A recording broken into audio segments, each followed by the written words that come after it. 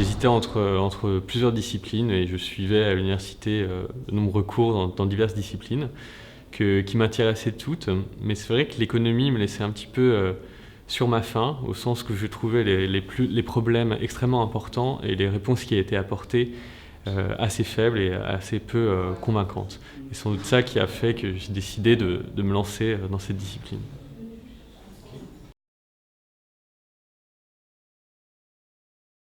Alors j'ai eu un parcours assez classique. Après mon baccalauréat, donc en terminale S, je suis allé en classe préparatoire, en une section qui s'appelle classe BL ou classe sciences sociales, où on fait à la fois des lettres, de l'histoire, des sciences sociales et beaucoup de mathématiques.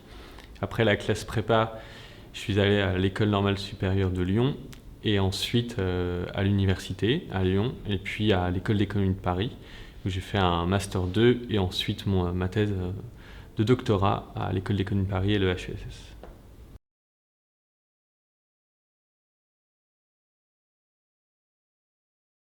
Alors mon travail se divise principalement en deux parties.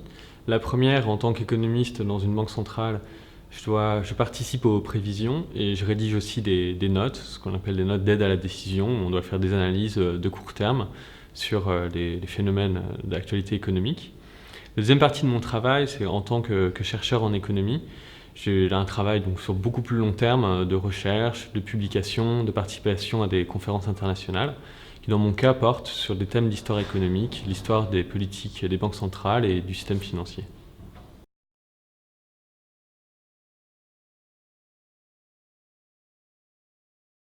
Alors beaucoup de choses me plaisent dans mon travail, mais une chance particulière qu'offre le travail d'économiste, et en tout cas à la Banque de France et de chercheurs, est de permettre de rencontrer énormément de personnes, différents types de personnes, que ce soit dans des ministères, dans les universités, en France et à l'étranger. Et je pense que ça, c'est une chance vraiment incroyable de pouvoir être en contact avec une telle diversité d'économistes, de décideurs politiques ou d'universitaires.